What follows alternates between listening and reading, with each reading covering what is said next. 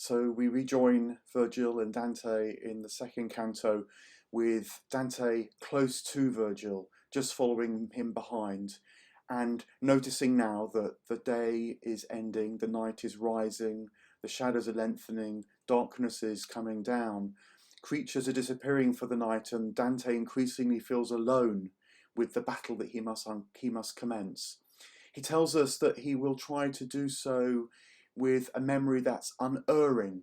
This is a really interesting point again where Dante the poet and Dante the pilgrim are identified as the same person. He's beginning to intimate very clearly that this is a journey he's actually gone on as well, and that he's now going to tell us.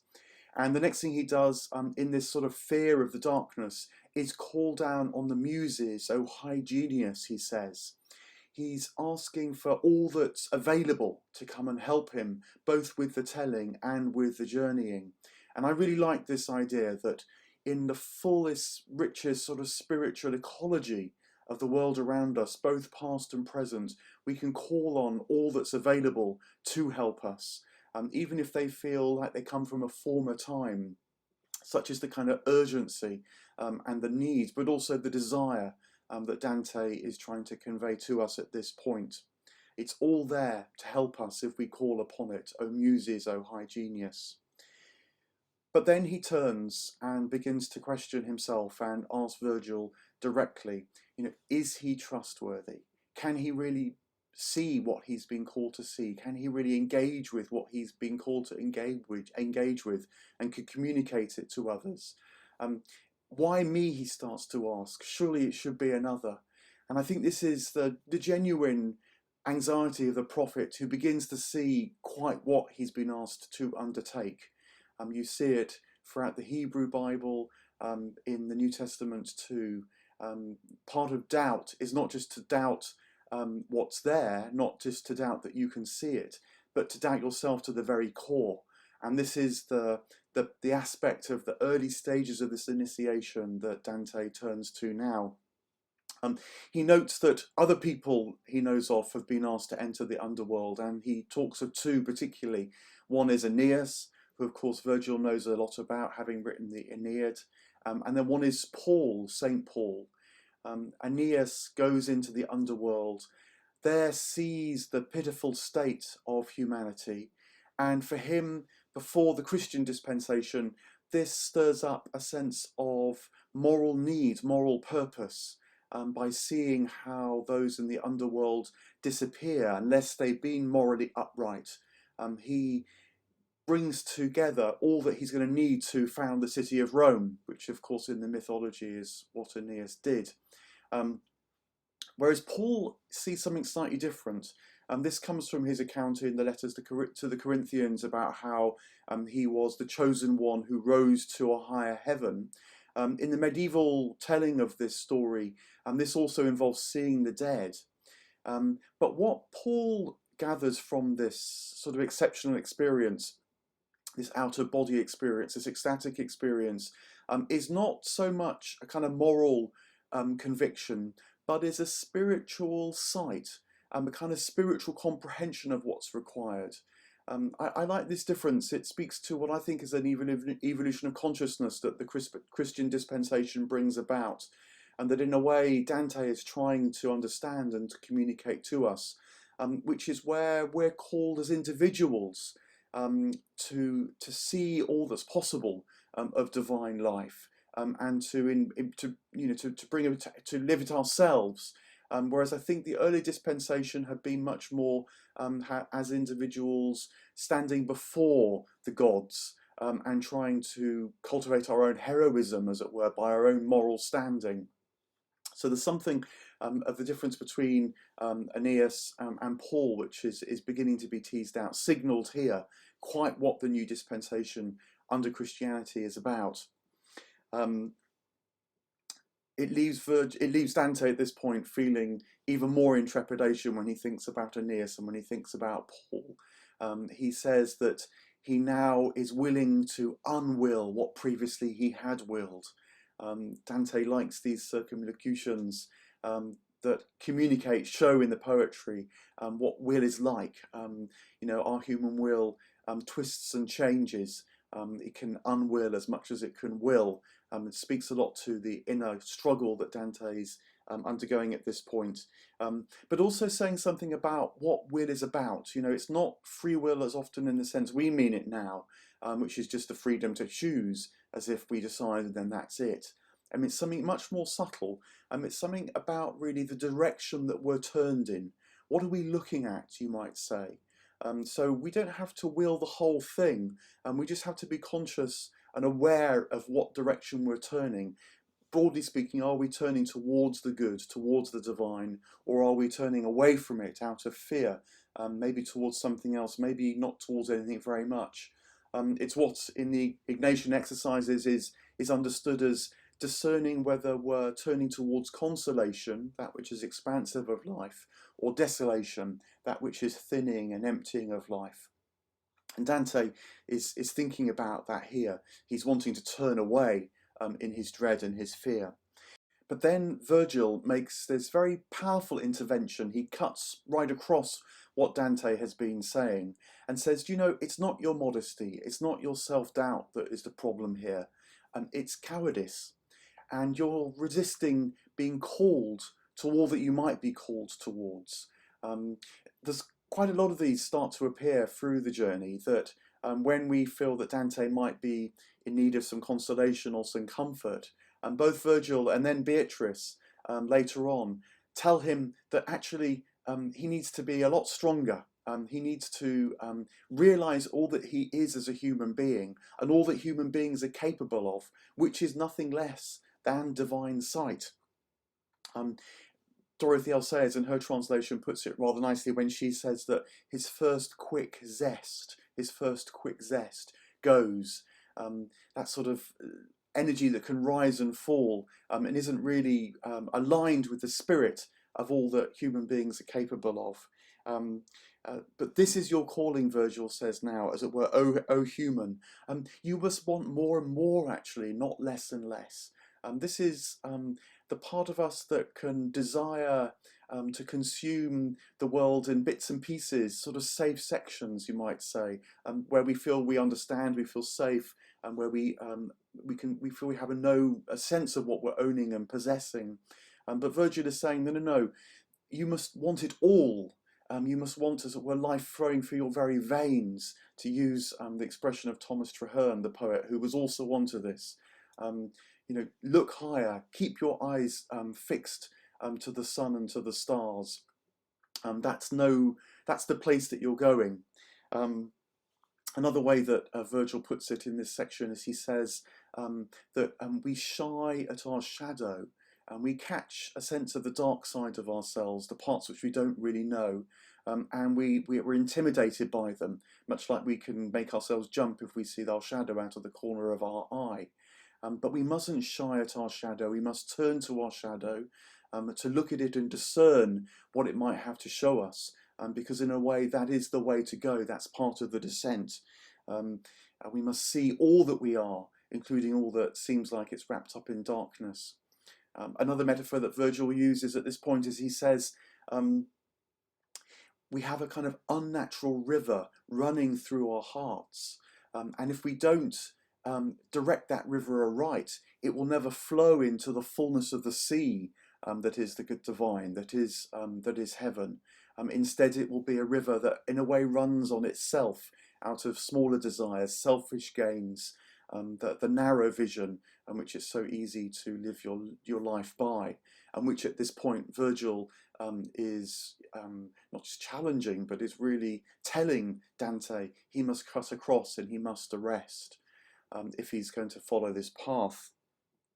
Now, Dante is concerned and comes back at Virgil, and Virgil then says, look, here's a bit of the bigger picture, which you maybe need to know about at this point.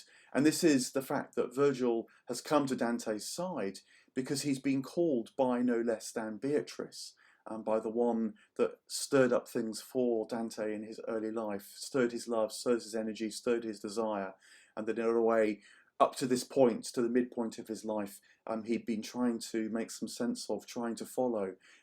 but only now is he really going to begin to know how to follow it and to how to pursue it.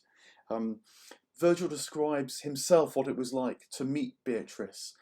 He says that she was so beautiful that her eyes were brighter than any stars. She shone, as it were, with a spiritual inner light that the daylight only mirrors and reflects. And Virgil says that immediately this beauty was so powerful that he implored her to command him to do what he must. And again, this is another reflection on sort of will and freedom. That will really is about asking what to do when you see something that's so beautiful that it draws you towards itself. That's our freedom, that's our choice. To be able to spot that which is divine, that which inspires us and calls us out of ourselves, so that we can will that we should follow what it wants, follow what it seeks. We can, as it were, get it to address us, ask ourselves what questions it's asking of ourselves. That's what our freedom is, because then we can step into something that's bigger than ourselves. So it's this kind of reversal of will which is beginning to be teased out again in this second canto. It's not, as it were, what my small mind might be able to choose, but what my limited mind might be able to turn towards. That's what I must will. And that's what Beatrice inspires in Virgil in this first sight. Another little thing I really like about this second canto is it starts to ask, although Virgil is born in the prior dispensation before Christianity, he's a pagan, and so it seems that he is not going to be able to follow Dante all the way, as Virgil already intimated at the end of the first canto. But Beatrice tells Virgil at this point that his name is going to be praised in heaven. That by his responding to Beatrice in this way, his name will actually be carried into heaven. And I just wonder whether this is some kind of intimation as to the fullness of paradise that's gradually going to be opened up to Dante, that even people like Virgil may find a way there, although we're told that at the moment he's in the suspended place that belongs to those who lived before Christian times. It's something about how this is going to change not just what we presume to know, but how we know. It's going to be a complete evolution of consciousness, which this initiation is about. So I just sort of leave that hanging. There's just these moments of intimation of that there. Beatrice also tells Virgil that Dante is no friend of fortune, but because his voice has been heard, his cry, his desperation has been seen in heaven, he is a friend of heaven. And this juxtaposition being not a friend of fortune, but a friend of heaven is important too, because fortune's wheel is about to turn against Dante. He sets the Divine Comedy in 1300, as we were saying. This is 2 years before he's actually expelled from Florence and can't return for fear of his life. This real nadir in his earthly life, when it really seems that fortune has turned against him permanently and he'll never be able to return, which actually turns out to be true. But Beatrice is saying to Virgil at this point that just because fortune turns against you doesn't mean you're not a friend of heaven. There are bigger purposes which can be working through seeming ill luck in this life. And of course, Dante's bad fortune turns in a way into our good fortune, because we receive the Divine Comedy, but also the struggle in Dante's life is what makes for his ability to see heaven and ultimately be led to heaven as well. So there is a kind of word of consolation in here, that just because you feel that fortune's turned against you, that doesn't mean that heaven has. And in fact, God's purposes might be working out through even apparently desperate circumstances here on earth that threaten nothing less than your life. And yet even Beatrice at this point wonders whether she's too late. Has her sight of Dante in heaven come too late to really rescue Dante from this midpoint of his life, from this time that he fears and in which he's struggling? And I think I like these kind of details as well in Dante, because it keeps you in the moment. although you know it's a comedy, although you know it has a happy ending, you nonetheless feel every moment of the struggle. You feel how it's fragile, how Dante's will is fickle, how he often treads on a kind of precipice and might fall either way. So even at this moment, Beatrice wonders whether she's too late. It still, you might say, takes Dante's response. It still takes Dante's courage to undergo this journey. There's a both and here. It's not, as it were, being just puppets of the divine, led blindly towards the light. No, no, no. We must open our eyes in order to see it and will ourselves forward. We must make our choice too. Seek that consolation, seek that direction, and only then, as it were, can Beatrice's desire to help us be received, be taken in. Only then can the muses and the high genius work with us, because we've aligned ourselves enough with their help and with their aid, with their spirit.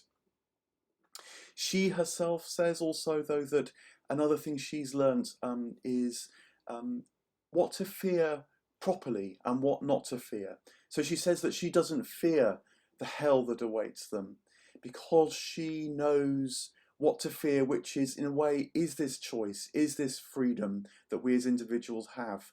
As long as we turn towards that which seems good, as long as we turn towards that which draws us, that which is beautiful, that which we love and have discerned, we needn't fear anything else in life, Beatrice says at this point, and that's all we need to do. And she radiates that love, that beauty to Virgil, because she's become aligned with it. That's the way that her life and now her eternity is going.